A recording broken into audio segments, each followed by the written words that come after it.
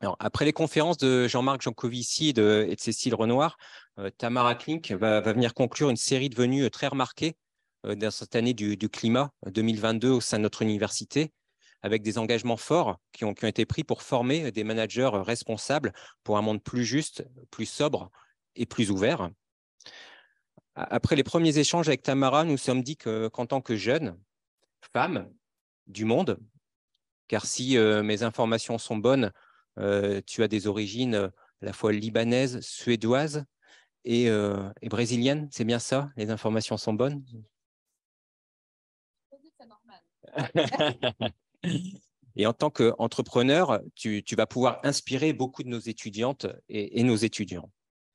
Forte et sensible à la fois, spontanée, intelligente, elle questionne l'essentiel, la construction de son propre parcours, l'adaptation, le dépassement et entre lignes, le rapport à soi, le rapport à la nature et le rapport à l'environnement. Faut-il être prêt avant de s'engager dans un projet? Est-ce un avantage d'avoir peu de moyens pour réaliser ses rêves? Quel état d'esprit face à l'incertitude? Ces questions résonnent particulièrement dans les grandes transitions que nous traversons actuellement. Le témoignage de Tamara nous donne un éclairage neuf sur ces questions et nous avons plaisir à l'accueillir comme témoin de notre village Ecopost by Espace Estis. J'espère que, comme nous, vous aurez plaisir à l'écouter et à l'interroger. Voilà, je vous demande d'applaudir Tamara Klink. Merci beaucoup pour cette présentation. Merci beaucoup à vous d'être venus.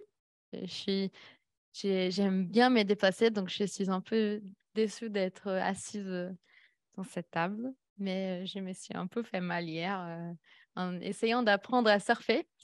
Voilà, c'était l'idée. L'idée, c'était de savoir mieux gérer la peur des vagues. Donc, je me suis dit que c'était une bonne idée d'apprendre à surfer, voilà, mais je me suis un peu blessée. Mais heureusement que j'ai eu la chance de retrouver Louan ici, qui m'a fait une consultation au sein de l'école. Et apparemment, ça va aller mieux dans pas longtemps. Bientôt, dans 2 jours, cette photo va fêter son anniversaire. C'est une photo qui a été prise par ma maman euh, au 31 octobre de l'année dernière. Et 31, ouais, 30 octobre l'année dernière. Quand elle a pris cette photo, ça faisait 17 jours que je ne voyais pas un visage, même pas les miens. Je n'avais pas de miroir dans le bateau. Ça faisait 17 jours que je n'entendais pas une voix à part la mienne. Ça faisait 17 jours que je ne voyais pas la terre. Et de loin, je suis myope, donc pour voir de loin, il faut que je fasse comme ça. Et j'ai commencé à avoir quelques petits feux. Et c'était le feu de la ville de Recife. C'était les premiers feux de mon pays que je voyais depuis que j'étais partie, du Cap-Vert, des Canaries, de Lisbonne, de la France et de la Norvège, où ces voyages avaient commencé. Euh, et j'étais dans ces bateaux et la première chose que j'entends, c'était une voix qui venait d'un bateau qui commence à s'approcher du mien. C'était la voix de ma mère qui disait, ça peut pas être Tamara parce que le bateau est trop petit. Après, j'entends la voix de ma sœur qui dit, ce bateau n'est pas sûr du tout.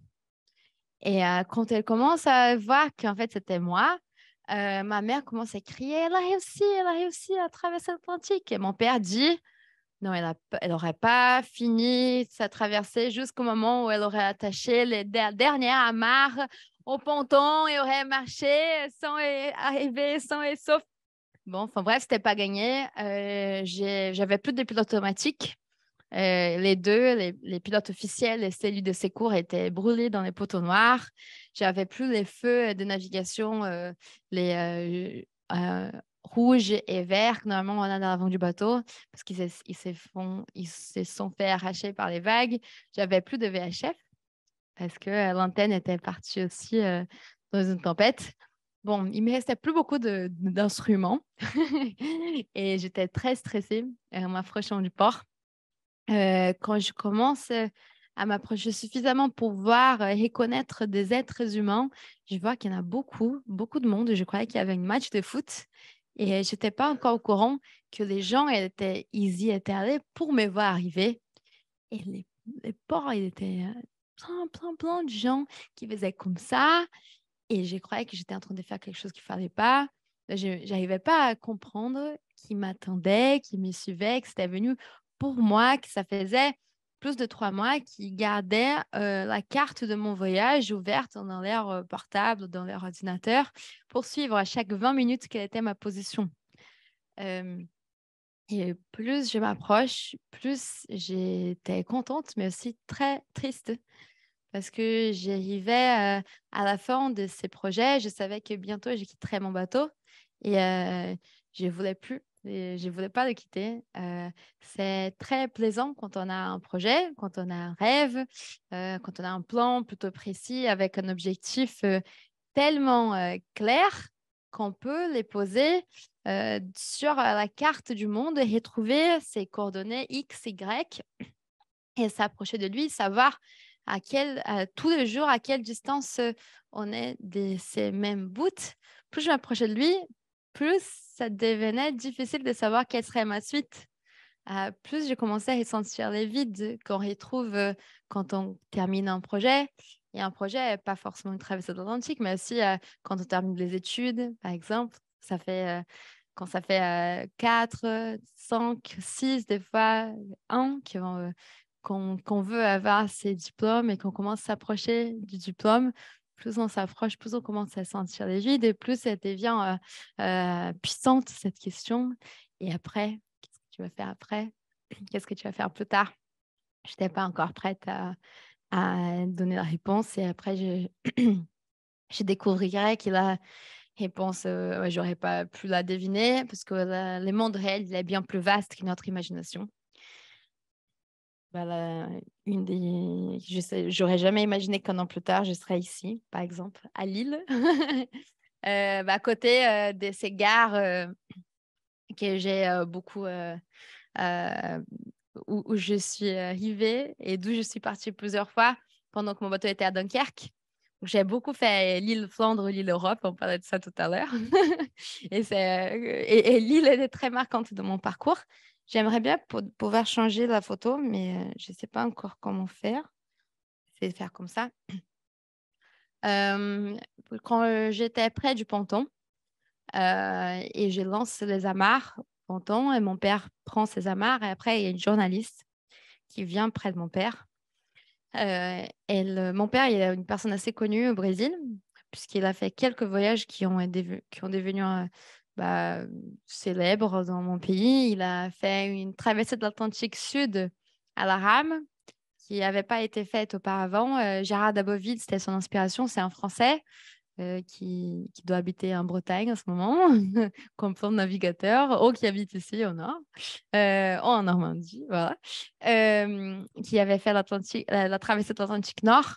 Et mon père avait lu son bouquin et il a voulu faire ça dans l'Atlantique Sud.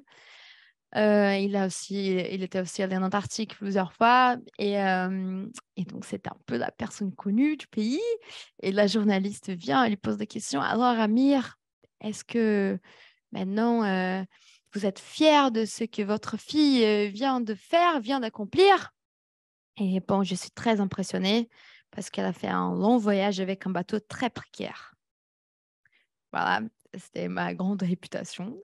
Ce que mon père avait dit n'était pas spécialement nouveau pour moi. J'avais entendu ça à peu près dans tous les ports où j'étais passée auparavant. Et les jours quand j'ai pris cette photo, j'étais dans une escale à Las Palmas, aux Canaries, et j'étais très fière d'être dans ces ports. C'était la première fois qu'ils me mettaient dans une vague non, pardon, dans une place, je confonds avec le portugais, dans une place des vrais bateaux et pas dans une place des Zodiac ou des annexes. Dans les ports, mon bateau était celui-ci. Voilà, mon bateau que j'ai appelé Sardinia. C'était une petite sardine. Et c'était un endroit qui m'a beaucoup marqué. Des ports de Las Palmas, j'ai fait plein des rencontres, j'ai connu des gens exceptionnels. Et c'est là que je me suis aperçue qu'il y a, dans tous les ports par où je suis passée, il y a un personnage qui est créé naturellement dans les ports. Chaque port a les siens. Et c'est un navigateur. En général, il vit dans un des bateaux qui est là. Et on l'appelle les capitaines du port. Il travaille pas dans les ports, mais c'est un marin qui est là depuis longtemps, qui connaît tout le monde. Il connaît plein de solutions, il aide les gens beaucoup. Il sait quels sont les bons magasins, les mauvais, quels sont les bons professionnels, c'est lui qu'il ne faut pas faire confiance. Il a des très bons instruments, il connaît les meilleures technologies et tous les ans, il dit « je vais partir l'année prochaine ». Et quand l'année tourne, il dit à tout le monde « je vais partir l'année prochaine ». Et l'année suivante passe, il dit l'année prochaine, je serai mieux équipée. L'année prochaine, j'aurai plus d'expérience. L'année prochaine, ma femme va vouloir venir aussi. L'année prochaine, mes petits-enfants vont vouloir venir. Ou l'année prochaine, mes petits-enfants seront plus grands et j'aurai moins de contraintes. Et il a toujours raison parce que l'année prochaine, il sera sûrement plus préparé. Son bateau sera sûrement mieux équipé. Et il part jamais. Et il voit tout le monde venir, tout le monde partir et il part pas. Et souvent dans notre vie, je me disais à ce moment, on se retrouve aussi dans cette position des capitaines du port. J'ai eu la chance de vivre un grand traumatisme quand j'étais petite. Mon père, à cause de son travail de marin, il partait souvent et longtemps. Des fois, il passait 6 mois, 7 mois loin de la maison. Et quand il rentrait, il nous racontait les histoires des choses qu'il avait vues.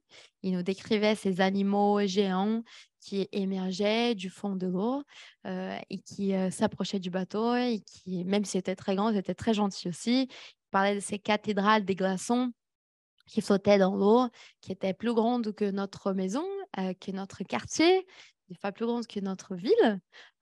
Il parlait de ces vents qui étaient tellement forts qu'ils pouvaient pousser et faire s'envoler des gens.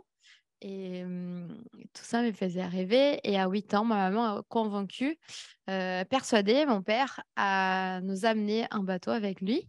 Et on y est allé en Antarctique. Et quand je suis arrivée là-bas, j'ai découvert que tous ces récits, ils étaient réels. Et une fois que j'ai découvert que c'était réel, je ne pouvais plus vivre comme avant en faisant semblant. Et ça n'était que des histoires qu'ils nous racontaient pour nous mettre au lit. Donc, je me suis promise qu'un jour, j'y reviendrai. Et le jour de cette photo, c'est un jour où mon père il nous avait parlé d'un trésor qu'il avait caché en Antarctique quand il était allé avec ses copains 10 ans plus tôt. Et quand on était allés tous ensemble en famille, on a beaucoup insisté pour que mon père aille chercher ses trésors. Sauf que l'année où il avait caché les trésors, c'était une année où il n'y avait pas beaucoup de neige. L'année où on était arrivé, il y avait beaucoup neigé. Donc, il y avait 3 mètres de neige à sortir. On a fini par passer 3 jours autour de lui pendant qu'il sortait la neige. Pour chercher la petite boîte. Je pense qu'il a dû regretter de nous avoir raconté l'histoire. Et au bout du 3e jour, on arrive enfin à voir la petite boîte pélican étanche orange. Et il ouvre la boîte. Et quand il ouvre, tout le monde est en silence. Moi et mes sœurs, on ne dit rien du tout. Il demande, vous n'avez pas aimé les trésors? Et on regarde. Ma petite sœur dit ce que tout le monde avait en tête, mais personne n'osait le dire. Mais ils sont où les bijoux en or et les diamants et les pierres précieuses et l'argent, les monnaies? Et il a dit, mais c'est pas ça que c'est un trésor. Un trésor, c'est quelque chose qui a beaucoup de valeur, mais c'est pas forcément des bijoux. On était très déçus et on a appris qu'un trésor, les trésors plus précieux qu'on peut avoir, c'est des choses qu'on construit, de nos expériences, de notre parcours. Et dans les trésors de mon père, il y avait plein de photos qui étaient déjà mouillées. Il y avait une Bible, il y avait une petite bouteille de Jack Daniels. On n'a pas trop kiffé son trésor et on a décidé de construire les nôtres. Et le lendemain, on est allé à un autre site qu'on a choisi et que je ne dirais pas la localisation. Et on a caché notre propre trésor pour y venir plus tard. Que je trouve, voilà. Quand j'étais en Antarctique avec lui, souvent on croisait d'autres voiliers et je me suis aperçue que dans la plupart de ces voiliers, il y avait une grande partie de ce voilier où il y avait des fois des enfants. On était très contents de voir d'autres enfants là-bas. Et il y avait plusieurs types des marins. Il y avait les marins qui venaient là-bas avec des bateaux ultra équipés, avec les meilleurs instruments, meilleurs équipements, où tout était nickel, brillant. En général, ils étaient allemands, anglais. Il y avait d'autres bateaux. En général, il y avait plein d'enfants et il y avait souvent des habits qui séchaient dehors et qui se congelaient parce qu'il faisait trop froid, ou les équipements n'étaient pas les meilleurs, les bateaux n'étaient pas forcément les plus récents, tout était à peu près bricolé, mais ils y allaient quand même. Ces bateaux étaient français et c'est la plupart des gens qui vont en Antarctique aujourd'hui sont des Français. J'avais très envie de savoir ce qu'ils échangeaient avec mon père. Mon père est fils de Libanais, il parlait français à la maison. Et c'était les bouquins qui l'ont poussé à devenir marin, les bouquins comme celui de Gérard de Beauville et d'autres. Et moi, en grandissant, je voulais lire ces bouquins, je voulais accéder à sa bibliothèque et j'ai cherché des livres parce que je savais que je devrais protéger mon rêve. J'ai essayé de construire une forteresse des bouquins qui me pousseraient à continuer à croire que naviguer était possible, même en vivant dans la New York du Brésil. Et je vivais au milieu des grands bâtiments. On ne voyait jamais la mer. On était à plus de 100 km de la mer. Et les endroits, les lacs et les rivières étaient soit coincé entre les voies des hautes vitesses, soit c'était là où on jetait les eaux usées de la ville. Donc, ce n'était pas forcément les endroits les plus plaisants où on a plus envie de passer du temps. Ce n'est pas comme ici à Lille. Et c'était grâce à ces livres que j'ai protégé cette envie de naviguer à l'université. Voilà, j'ai commencé à étudier le français, j'avais déjà 20 ans et j'ai commencé à étudier surtout pour lire un livre, c'était le livre d'où j'ai sorti cette illustration, qui s'appelait La Longue Route, un livre écrit par un monsieur qui s'appelle Bernard Moitessier, qui racontait son tour et demi du monde. C'était un livre qui m'a beaucoup inspirée. Et quand j'ai eu la chance de faire un échange universitaire, grâce à une relation de mon école à São Paulo avec une école ici, je suis venue à Nantes sans savoir où Nantes était dans une carte. Et quand je suis sortie de l'école, j'ai croisé une rue qui s'appelait Bernard Moitessier. Après, je traverse des ponts et Tabali. Je me dis, je veux rester ici, je ne veux plus jamais partir. Et parce qu'ici, j'ai l'impression que mes rêves sont plus possibles que chez moi.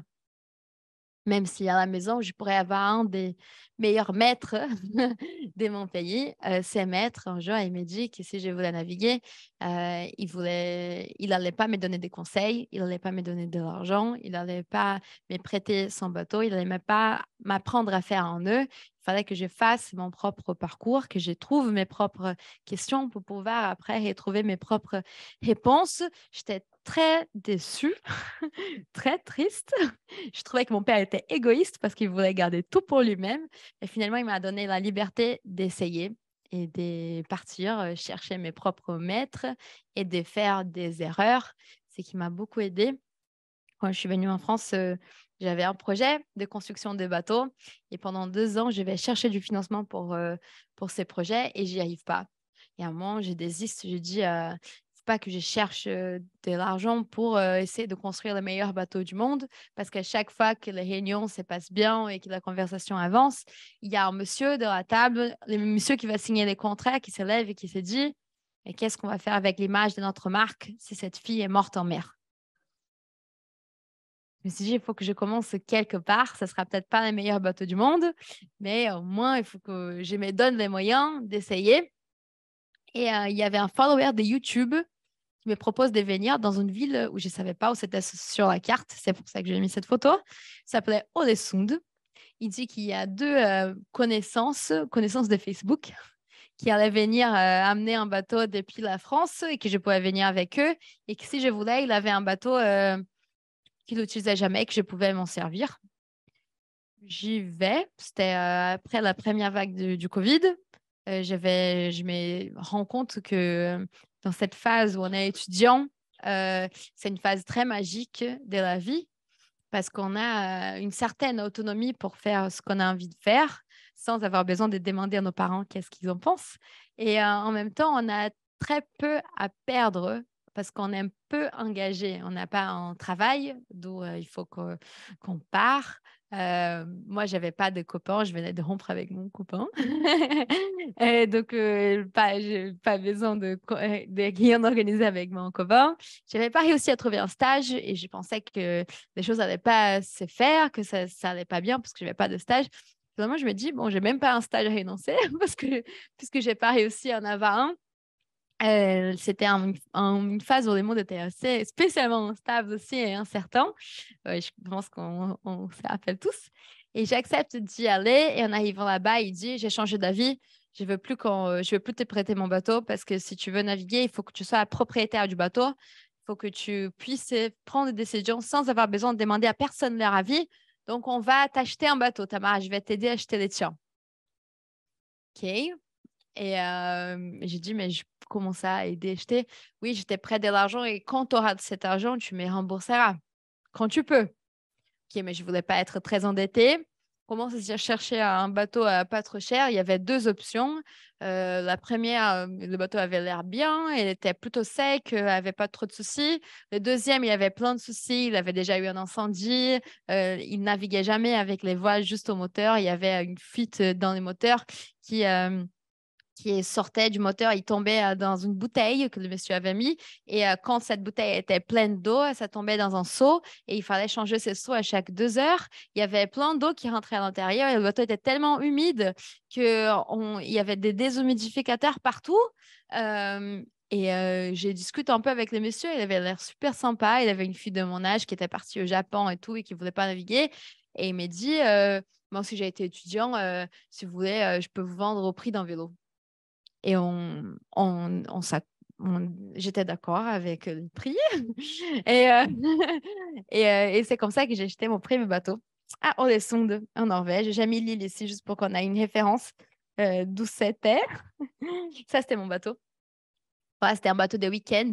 Et quand je l'achète, je ne savais pas jusqu'où j'irais avec. Mais je voulais au moins arriver en France parce que je vais quand même mes études à finir à Nantes.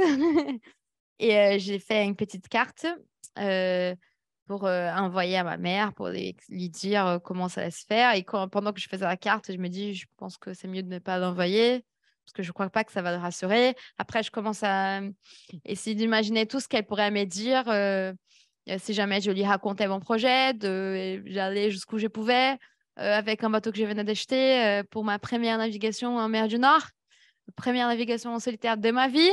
Je décide de ne pas le dire jusqu'au jour où j'y partais. Parce que j'étais sûre que si je les racontais, elle allait dire qu'il fallait pas faire ça, que c'était une idée idiot, que c'était un peu absurde, que j'avais pas d'expérience, que le bateau n'était pas idéal, que c'était pas sécurisant du tout. Donc, je raconte pas. Et comme ça, j'ai protégé mon plan, j'ai protégé mon rêve, sa peur, de la mienne aussi. J'en avais suffisamment peur pour vouloir désister. Et juste au jour du départ, je lui dit ce que j'allais faire. Et heureusement que je l'ai dit par téléphone et pas par visio, sinon elle aurait vu cette scène. Ça, c'était les jours où j'étais prête, disons. Je vivais plusieurs premières fois tous les jours. Je ne savais pas que j'étais capable d'installer une antenne jusqu'au jour où j'ai eu besoin de le faire. J'ai regardé sur YouTube comment faire, je ne savais pas trop. Mais bon, la première fois, ça n'a pas marché. J'ai dû en acheter une deuxième. La deuxième a marché. Et après, à chaque fois qu'une antenne cassait, je savais réparer. Et ça, c'était pareil pour tout. Tout me faisait très peur. Les moteurs me faisaient très peur. J'avais très peur d'avoir une casse dans les moteurs. Mais j'en ai eu tellement qu'à un moment, ça me faisait... ça me stressait plus, en fait, d'avoir des soucis dans les moteurs. J'étais habituée à les réparer. Je savais à peu près qu'est-ce qu'il fallait faire, qu'est-ce qu'il fallait pas faire. Et quand je ne savais pas, je me disais, tant mieux, la prochaine fois, je saurai déjà. Et tout s'est passé un peu comme ça. Il y a eu des moments où j'avais très envie d'abandonner, comme quand je suis arrivée au Danemark, j'ai regardé la météo, elle était horrible, les vents étaient très forts et les vagues, elles étaient relativement grandes. Je n'avais jamais vu ça de ma vie. J'avais le choix entre rester à Danemark et attendre que la météo passe ou partir au milieu de la tempête jusqu'aux Pays-Bas. Je me dis, bon, je suis un peu pressée pour aller au cours, mais pas tant que ça non plus. J'ai décidé de rester au port parce que suite à une phrase qui a dit mon père au téléphone, quand je lui ai dit, Père, je ne sais plus quoi faire. Je sais que tu m'as dit que tu n'allais pas me donner de conseils, mais je suis désespérée. Il m'a dit, je suis pas à ta place pour savoir qu'est-ce qu'il faut faire ou pas, mais ce que je peux te dire par mon expérience, c'est une phrase très générique, c'est que la tempête n'est pas un problème si elle pousse les bateaux dans les bons sens. Parce que si elle pousse les bateaux dans les bons sens, même si tu disparais, les bateaux vont arriver. Bon, je décide de rester au port et d'attendre. Et les vents n'ont pas diminué, la mer non plus, mais un jour, ça a tourné dans les bons sens et on était parti. Et c'était pas trop dur d'arriver jusqu'à... Bah, ça, c'était pendant que j'étais au port, j'essayais de progresser. Je me rappelais d'une phrase d'une prof d'architecture. Elle disait, Madame Françoise Coulon disait que la mission de l'architecte, c'est de transformer les inconvénients en avantages. Voilà, j'avais une tempête dans mon jardin, donc j'essayais de profiter et tous les pêcheurs croyaient que j'étais absolument folle. Peut-être qu'ils n'avaient pas trop tort, mais ce que j'ai retenu, c'est que mon bateau, il pouvait peut-être vivre, affronter des conditions pires que ce que j'imaginais. Et moi aussi, l'idée, c'était de savoir qu'est-ce que c'était d'avoir des grandes vagues et de quoi exactement avoir peur. Donc, c'était l'opportunité de rationaliser mes peurs. Voilà, c'était pas trop dur d'arriver en France après ces 2 semaines d'entraînement et une espèce de petite souffrance au Danemark. Et j'étais très contente quand je suis arrivée à Dunkerque. C'était le seul port qui m'a accepté. Les autres ne voulaient pas me prendre parce que le bateau était trop petit. Mais j'ai eu de la chance, j'ai trop aimé Dunkerque. Et je me suis fait arrêter par la douane, ce qui était très normal parce que un bateau norvégien avec une jeune brésilienne toute seule en France, ça commence à faire beaucoup de nationalités un peu mélangées. Elle est passée par les Pays-Bas et maintenant elle est ici, juste à la frontière. Ok, bizarre.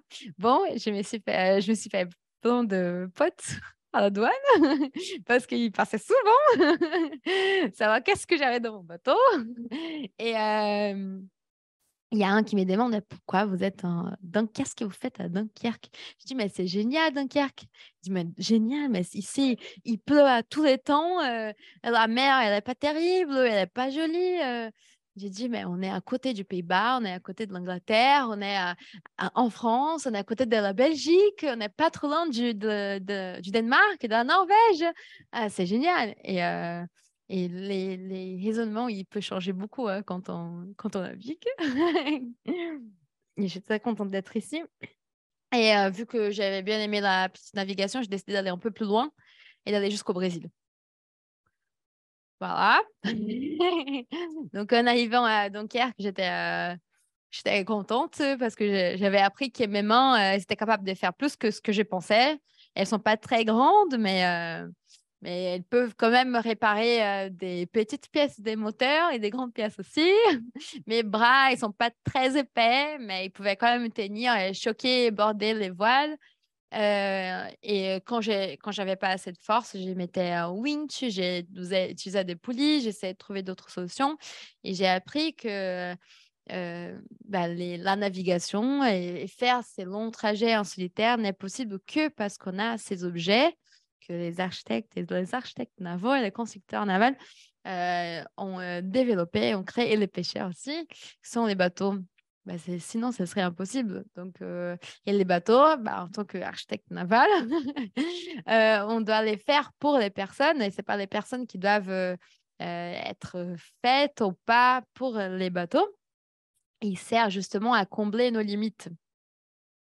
Et donc, j'étais motivée pour continuer. À ces moments-là, j'avais mis des vidéos sur YouTube et des photos. J'ai réussi à payer les frais de port grâce à des vidéos que je faisais pour des clients sous commande. Et c'était comme ça que j'ai trouvé un peu mes moyens de financer mon projet au départ. Et après quelques essais, j'arrive bien au même chef d'entreprise qui m'avait refusé. Ils ont dit, ici, ça ne va pas le faire, mais par contre, tu peux aller parler à mes potes.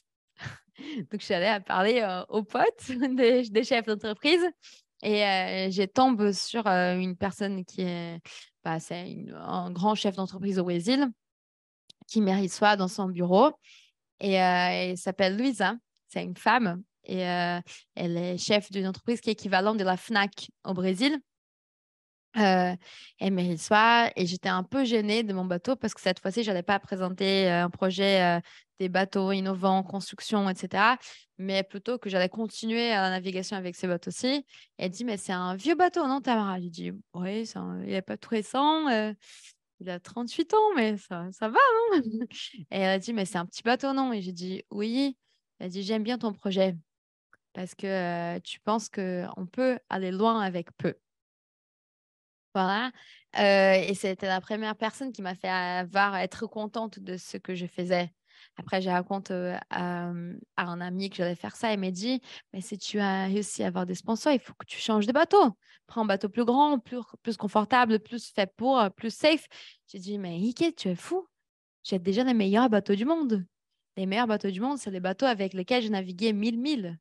C'est les bateaux que j'ai pris 1000 milles à connaître, les bateaux que j'ai pris 1000 milles à apprivoiser. C'est les bateaux qui m'ont permis de commencer ce projet. C'est les bateaux que je connais au mieux et c'est avec lui qu'on va naviguer jusqu'où on peut. Il fallait faire une petite préparation supplémentaire. J'ai plein de galères dans la côte française. J'arrive à Lorient et j'ai à chaque fois que je m'arrêtais dans un port, c'était flagrant à quel point, même si j'étais toute seule à bord en navigation, mais mon projet n'était possible que parce qu'il était collectif, que parce que j'ai compté sur l'aide des gens que je croisais, des pêcheurs qui avaient plus de connaissances que moi sur la navigation dans ces endroits, les touristes qui passaient et qui me donnaient des idées, les navigateurs d'à côté qui étaient plus expérimentés et qui savaient comment résoudre des problèmes de façon plus simple que ce que j'aurais pu trouver. Des mécaniciens qui m'ont aidé, même si je n'avais pas beaucoup de ressources dans leur temps libre. Les copains de l'école qui sont venus pour pendre mon bateau.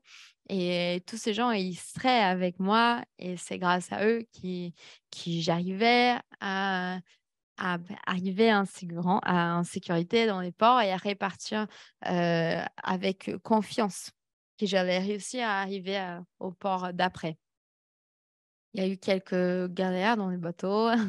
Ça, c'est une photo que j'ai prise les jours quand on spie. C'est une grande voile d'avant, une voile assez intolérante et plutôt sensible qu'on utilise quand on a du vent qui vient de l'arrière. Il s'est enroulé, il a fait plein de nœuds dans cet été et qui tient les mâts. C'est câble d'acier qui tient les mâts. Et c'était tellement serré que j'avais besoin de monter au mât. Ça me faisait très peur de monter au mât parce que quand les bateaux bougeaient, je voyais que mes pieds, ils étaient juste au-dessous de la surface de l'eau et que si jamais j'avais mal attaché les boots, les fils qui me tenaient, soit j'allais tomber à l'eau et personne n'allait faire demi-tour pour me chercher. Ou sinon, je pouvais me retrouver coincée là-haut et peut-être ce serait un peu pire, je ne sais pas. Et donc, il fallait faire confiance à ces gestes et sachant que mes décisions, elles étaient sûrement pas les meilleures possibles puisque j'étais en manque permanent de sommeil. J'étais tout le temps en retard par rapport à mon sommeil. J'ai dormi par des tranches de 20 minutes. Donc 20 minutes en train de dormir. Après, je me levais un petit peu. Après, j'ai regardé autour. Si tout allait bien, je venais dormir. Sinon, il fallait faire une manœuvre, changer de voile, réparer un souci, dévier d'un cargo, d'un pêcheur. Et j'essayais d'épargner mon sommeil, mais ce n'était pas forcément très simple. Et en même temps, la nourriture, c'était très dur de garder des frais parce que ça ne durait pas. Les bateaux, surtout quand je m'approchais de l'équateur, il était tellement chaud que j'essayais d'être plus de temps dehors à la barre de nuit que des jours parce que la chaleur était insurmontable. Et J'ai perdu beaucoup d'eau et à chaque fois que je pensais que ma situation était trop dure ou peut-être impossible, je me rappelais des gens qui avaient déjà fait ça avant.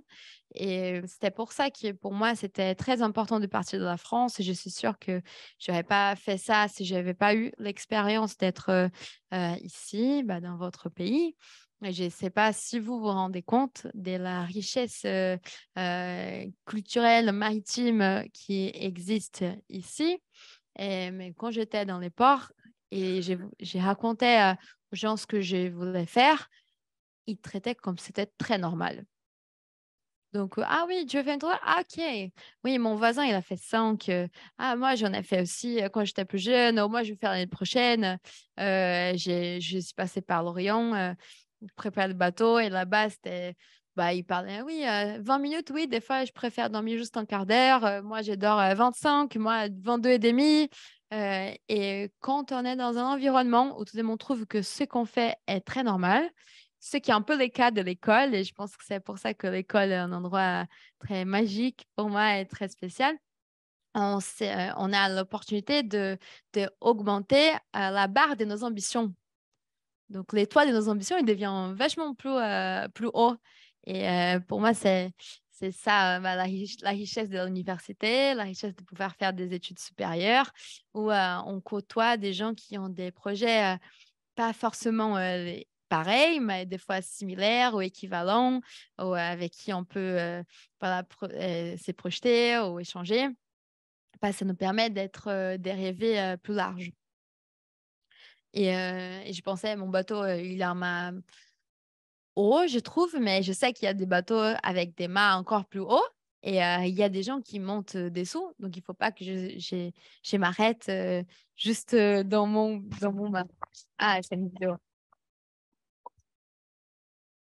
Ouais, bah, j'ai tremblé un peu. Je vais être très peur.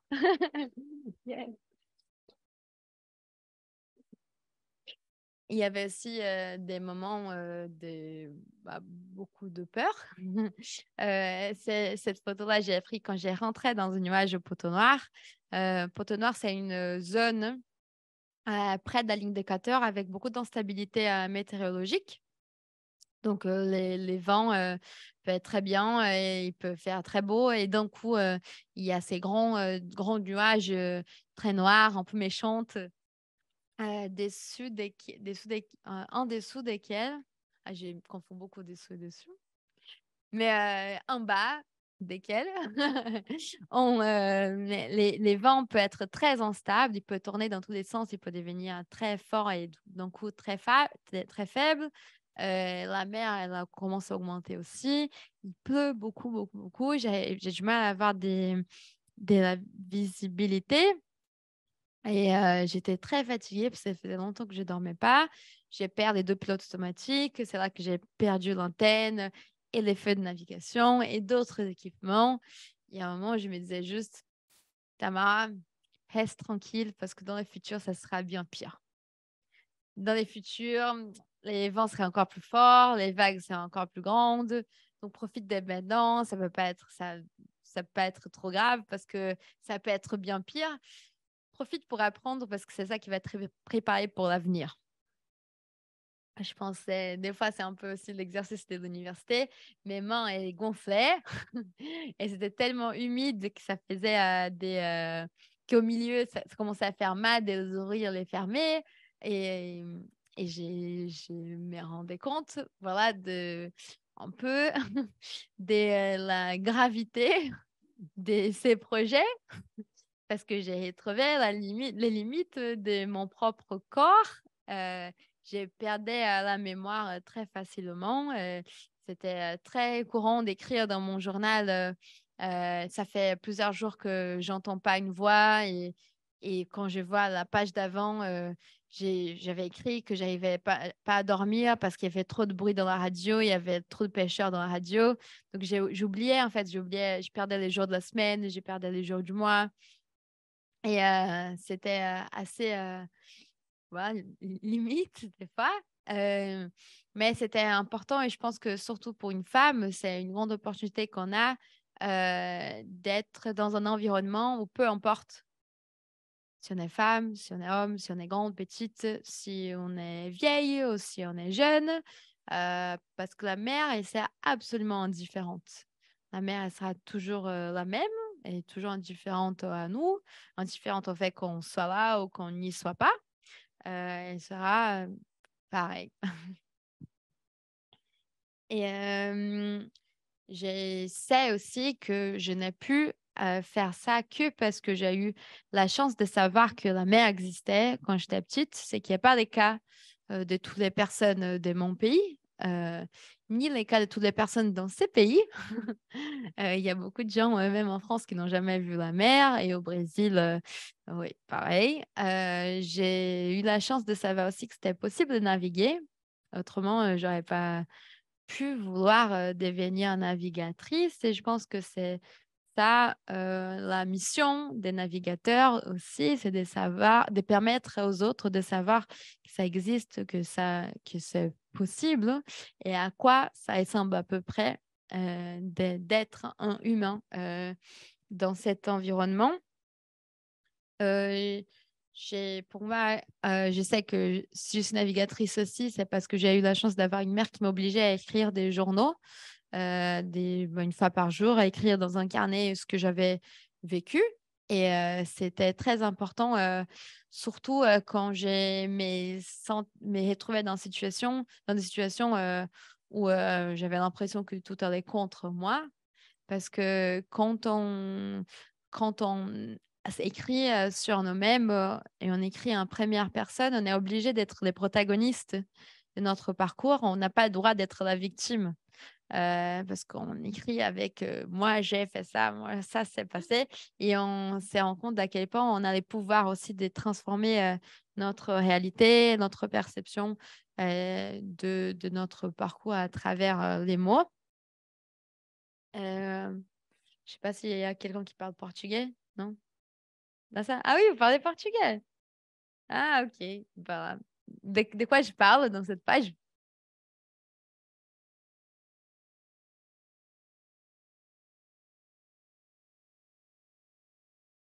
Je ne pas.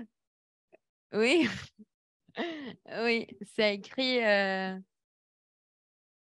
Oui, oui, chocolat.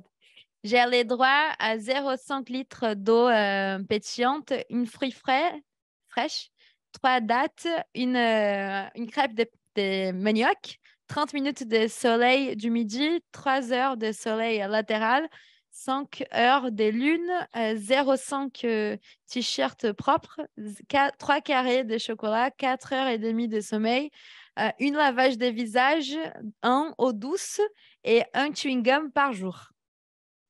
Si les voyages devenir plus longs, on va devoir changer les casseroles pour réduire les rayons des crêpes, des maniocs jusqu'au jour où on va arriver à un cercle tellement petit que ça ne sera plus possible de les plier en deux et on va devoir échanger notre petit déjeuner pour ces trucs en avoine que j'en peux plus. Voilà. Les journaux. Donc, en arrivant à Recife, c'était tout clair pour moi que c'était peut-être pas les meilleurs bateaux du monde. C'était peut-être pas les bateaux que j'aurais choisis si j'aurais pu choisir entre n'importe lesquels. Mais c'est des bateaux qui m'ont permis d'essayer. Et que Louisa, cette madame qui a voulu m'aider, elle avait raison que ces projets, il m'a montré aussi qu'on pouvait aller loin avec peu, qu'on pouvait faire beaucoup avec ce que j'avais déjà. Et pour moi, ça, c'est les défis, pas que de gens qui font des navigations, mais c'est aussi les défis de notre temps. On va toujours croire qu'on a moins de ressources que c'est qu'on aimerait avoir, qu'on a moins de temps que c'est qu'on aimerait avoir, qu'on a moins de moyens que c'est qu'on serait content d'avoir. Mais ça, c'est le défi d'apprendre à faire beaucoup. Et je pense que c'est ça aussi qui nous apprend cette école. Au final, je pense que c'est ça aussi mon trésor au-delà de ce que j'ai mis dans ma boîte et que c'est les récits, pour moi, c'est ce que je laisse dans ces petites boîtes. Je vous invite à créer les vôtres. Merci.